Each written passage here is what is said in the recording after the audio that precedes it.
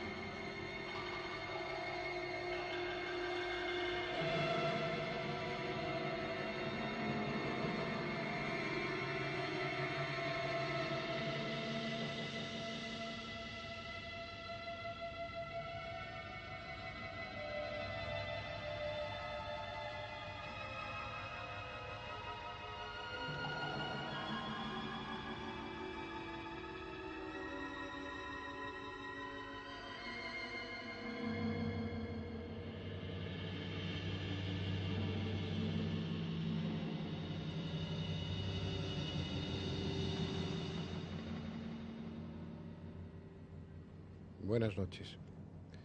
Pocos temas hay tan extraños, tan inquietantes como el que vamos a iniciar hoy. Creo que desde el primer hombre ya se planteó la incógnita, ya se planteó la gran pregunta. ¿Qué hay después de la muerte? Todas las religiones tienen dos partes. Una que se ocupa de unas reglas de convivencia social y otra parte que está destinada al estudio de ese más allá que hay después de la muerte. El alma sobrevive. Hay una vida después de esta, dicen las religiones, por primitivas o reducidas que sean. Y el hombre lo cree, el hombre confía, entre otras cosas para huir de la terrible angustia que sería la muerte como fin total. Todo parecería absurdo, todos nuestros actos apenas tendrían sentido si no hubiera algo más, si no siguiéramos existiendo después de la muerte. Lo creemos, lo necesitamos creer. Incluso muchos actúan en esta vida pensando en la otra, en la eterna. Sin embargo, en el fondo existe la duda. Allá en lo más recóndito de nuestra mente está encendida la llamita de la angustia. ¿Habrá realmente algo después de la muerte?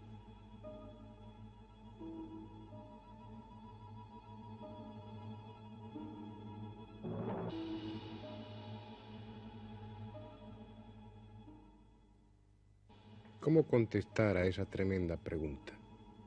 La más importante que se ha planteado el hombre jamás. Solo hay una forma realmente: comunicarse con el más allá. El hombre lo ha intentado desde siempre. Y el hombre, al hacerlo, sabía, intuía y con razón que esa respuesta solo podía darla quien hubiera cruzado realmente esa barrera. Es decir, no habría más que una forma de conocer la respuesta, de saber qué hay más allá: hablar con los muertos. En este y en otros programas veremos si ello es posible, o al menos les enseñaremos la forma de intentarlo. Pero antes de seguir adelante, me parece importante que nos demos cuenta de lo que entraña, de lo que significa realmente este tipo de comunicación. Antes de avanzar más, es preciso ser conscientes de lo que significa realmente la muerte física.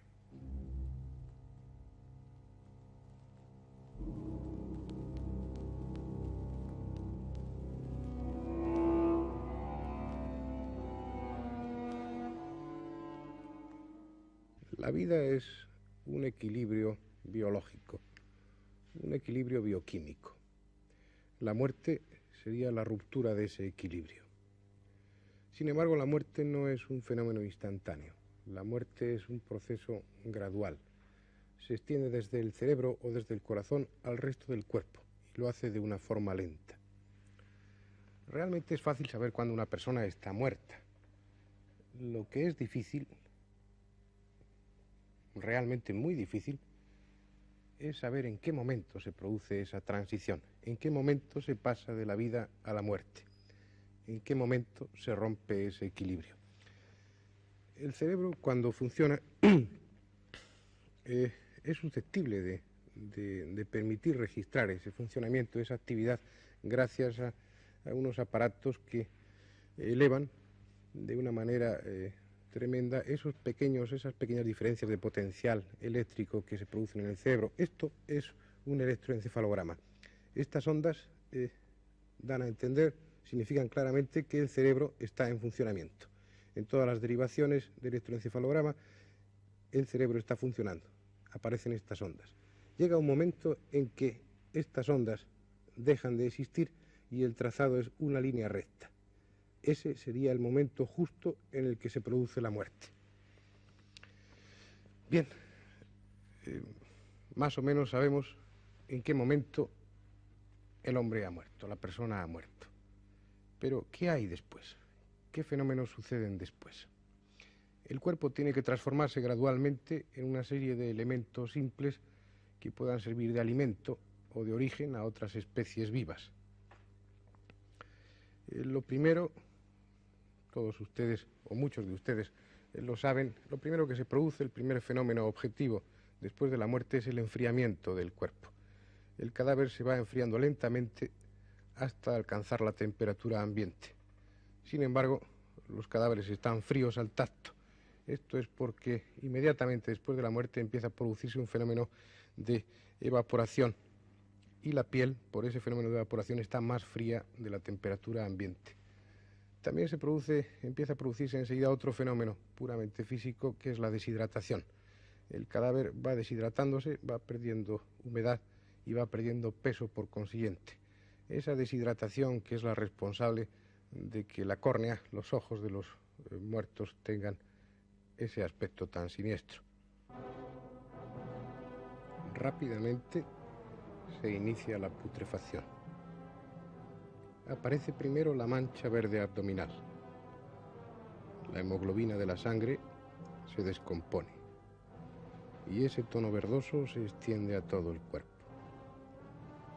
La piel se desprende, se seca, se apergamina y los cabellos y las uñas se desprenden también. Poco a poco, terriblemente despacio, las vísceras y los tejidos se van deshaciendo en un líquido oscuro, sanioso. Si hay suerte, si las condiciones ambientales son favorables, queda esto.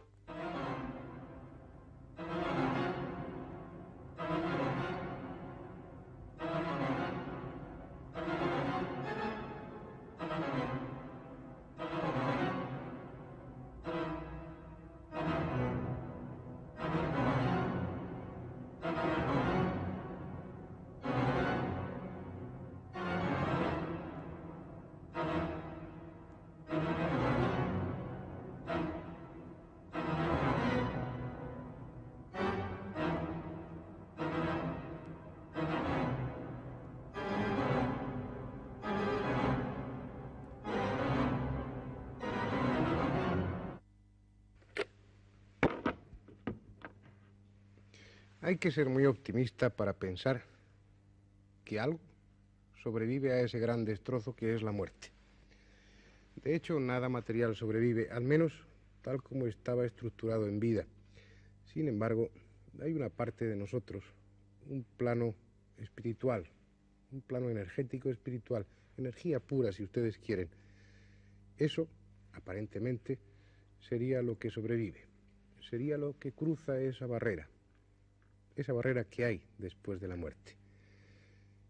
Y tendríamos la pregunta de nuevo. Entonces, si algo sobrevive, ¿qué hay más allá? ¿Qué hay en ese después? Ya les decía que el hombre lo ha intentado desde siempre. Ha probado con numerosos sistemas. Nosotros nos vamos a ocupar hoy de uno de ellos, de las psicofonías. Es un tema grato para nosotros y aunque Sería presunción en este momento, tal y como están las investigaciones, asegurarles a ustedes que es una forma de comunicarse con el más allá. Al menos puede ser una de las formas de comunicarse con el más allá. Y eso ya es motivo suficiente para que nos ocupemos de ellas. Muchos de ustedes saben que Edison, cuando estaba inventando su fonógrafo, realmente lo que se proponía era descubrir, inventar una técnica para poderse comunicar con el más allá. Él lo que pretendía era registrar las voces de los muertos. En cierto sentido, el fonógrafo, el invento de Edison, fue un fracaso para él, ya que no consiguió su propósito.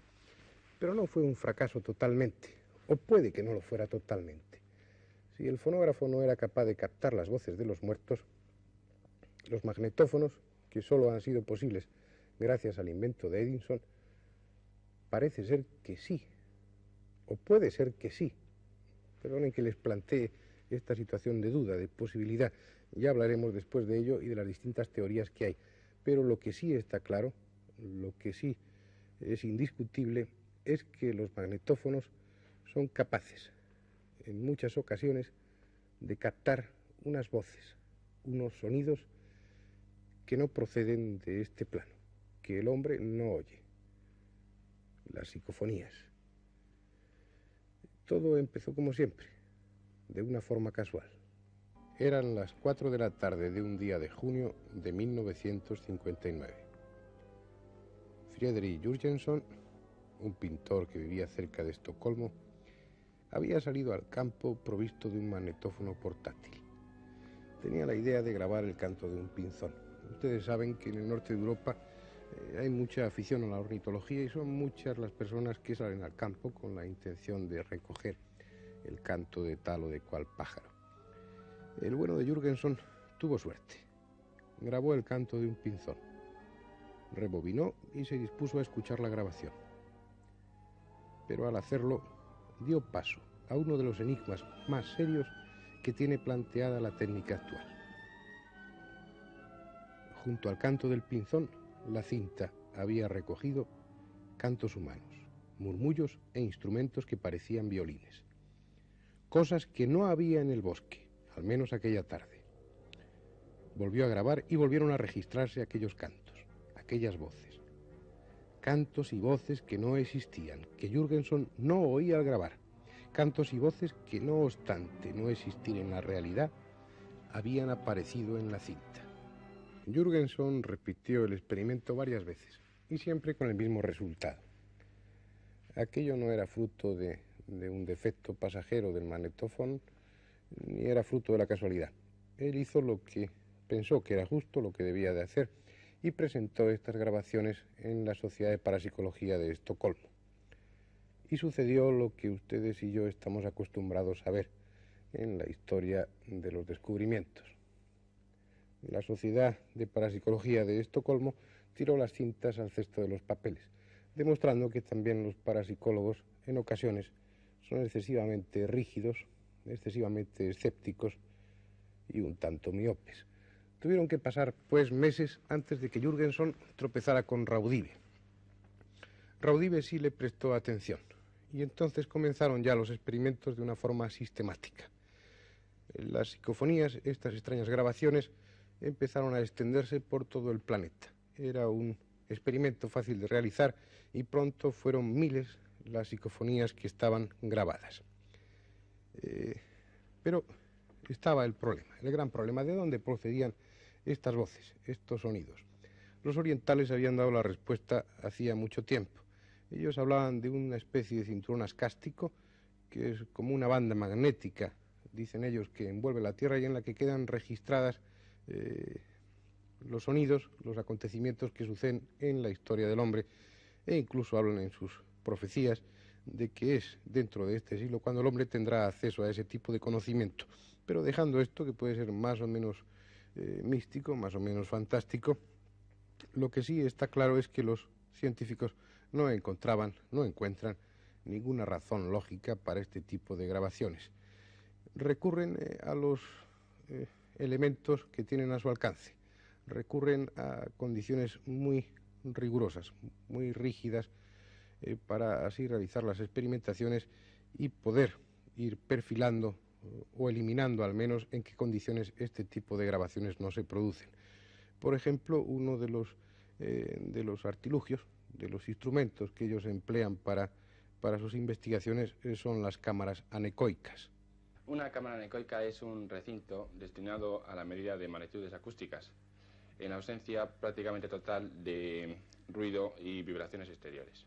De esta forma, una fuente sonora colocada en su interior radia sonido de tal forma de que al llegar a las paredes de la cámara es prácticamente absorbido debido a la disposición de material absorbente que se coloca en su interior. Puede usted ver también, estamos viendo la disposición de las cuñas de material absorbente que están colocadas sobre las paredes. Pero no solo sobre las paredes, sino que estas cuñas recubren todas las superficies límites de la cámara.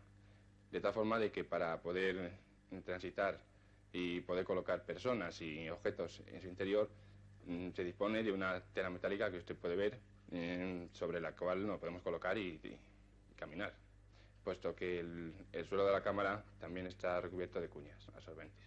Tenga usted en cuenta, ya lo puede también ver, de que la cámara anecoica está construida con hormigón armado de gran espesor y que todo el recinto está arquitectónicamente aislado del resto del edificio, estando soportado por unos muelles en su base, de forma que la frecuencia de resonancia del sistema masa-muelle es muy baja, de unos 6 hercios o 7 hercios, por supuesto fuera del límite del rango audible. Eso es una cámara anecoica. En definitiva, un recinto en el que se ha eliminado todo tipo de eco y todo tipo de resonancia. Realmente, en esta cámara anecoica que ustedes han visto, que corresponde al Centro de Investigaciones Físicas del Instituto Torres Quevedo, se ha intentado, según nos dijeron en alguna ocasión, grabar psicofonías sin conseguirlo. Pero lo que sí es cierto es que en otros países, en otras circunstancias, en otros momentos, empleando no solo cámaras anecoicas, sino jaulas de Faraday, mucho más estrictas, mucho más herméticas, sí se han conseguido grabar psicofonías. Se han conseguido grabar, se siguen grabando y se seguirán grabando voces extrañas que nadie sabe de dónde vienen y que suenan así.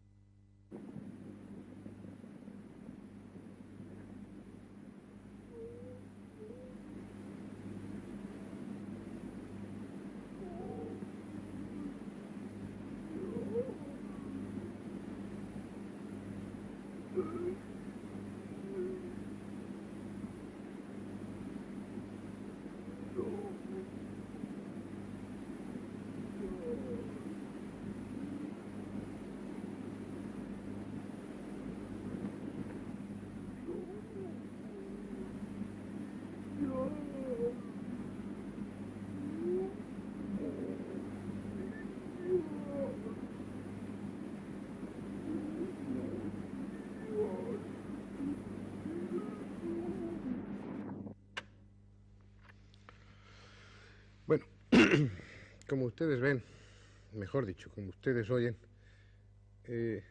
son muy difíciles de interpretar las psicofonías.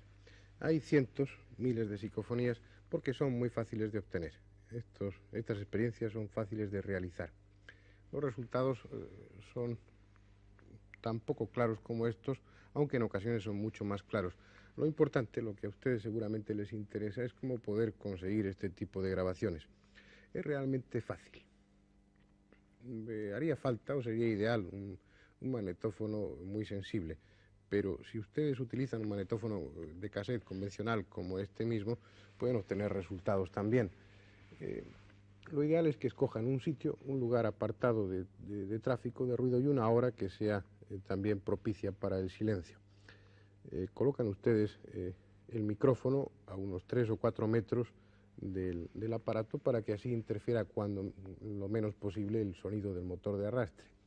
Es decir, ponen el micrófono lejos, apoyado sobre una almohada o algo que evite la vibración, todo lo más posible. El volumen lo suben ustedes al máximo y conectan el aparato. Ustedes pueden estar callados o pueden estar conversando, o incluso algunos recomiendan que sea una especie de invocación, como si realmente hubiera alguien que fuera a responder.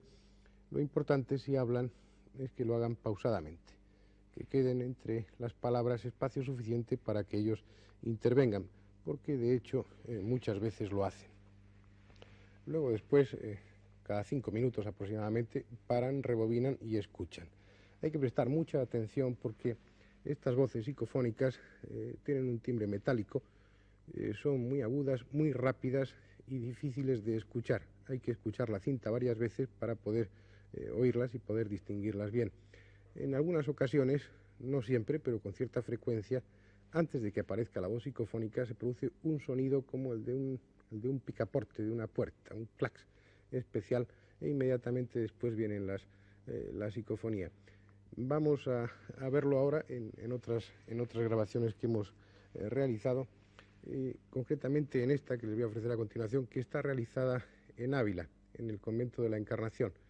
Fue en el año 74, sí, en Semana Santa del año 74, y hay un diálogo entre 3 personas, 2 mujeres y un hombre, y en un momento determinado se oye este clac e interviene una voz que, por supuesto, no estaba en ese momento, no correspondía a ninguna persona que estuviera allí, no había más que esas 3 personas, una voz venida de no se sabe dónde, que interviene en la conversación. Ellos no la oyeron en ese momento, pero quedó registrada en la cinta, y es una voz que, si ustedes se fijan bien, no quiero sugerirles, pero después de mucho escucharla, lo que parece claro que dice es San José bendito.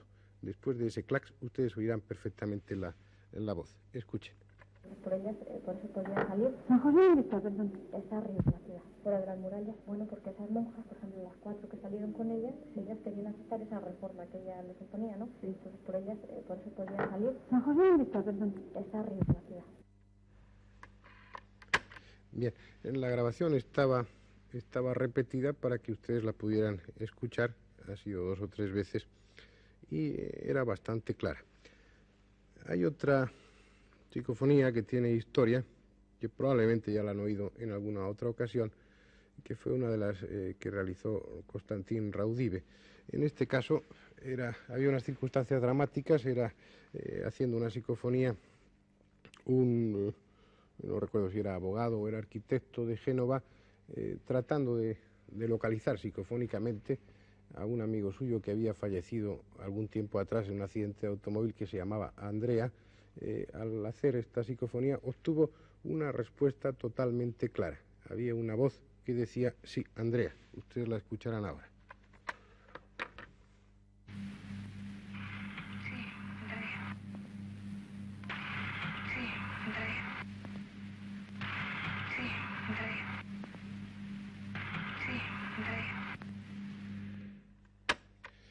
También la hemos repetido varias veces para que ustedes la pudieran identificar, la pudieran escuchar bien. Aún seguimos sin saber en este momento de dónde son, de dónde vienen, de dónde proceden esas extrañas voces. Ustedes, si hacen la experiencia, podrán comprobar que sí, que realmente el fenómeno, no siempre, pero con mucha frecuencia se da, y que no hay ninguna explicación para él. Los científicos tratan, o hemos tratado, mejor dicho, de agotar todos los argumentos posibles. Incluso se habla de una ventriloquía inconsciente. Se habla de ecos, de ondas sonoras perdidas que en circunstancias determinadas se puedan captar y que tengan una frecuencia que no pueda captar el oído, pero que sí, sin embargo, pueda quedar en la cinta magnetofónica. Pero, y esto quisiera que sería lo que ustedes meditaran, hay un hecho que invalida todo esto. Como ustedes han visto en esta de Sí, Andrea, y en otras muchas cintas, no podemos disponer de todas ellas, y mucho menos dedicar todo un programa, que sería tedioso el hacerlo, dedicar todo un programa para escuchar psicofonías, pero hay muchas de ellas en las que, como en esta de Sí, Andrea, le repito, la voz, la psicofonía, interviene en la conversación o alude a alguno de los hechos comentados dentro de la conversación. Es decir, no es una voz casual, sino que encaja perfectamente en ese momento de la grabación, en esa circunstancia. Esto ya tira por tierra todas aquellas teorías que hablan de la casualidad, o al menos en muchos de estos casos. Habría que pensar si, como decía Jung, estará el hombre de esta época actual abriendo realmente las puertas del más allá.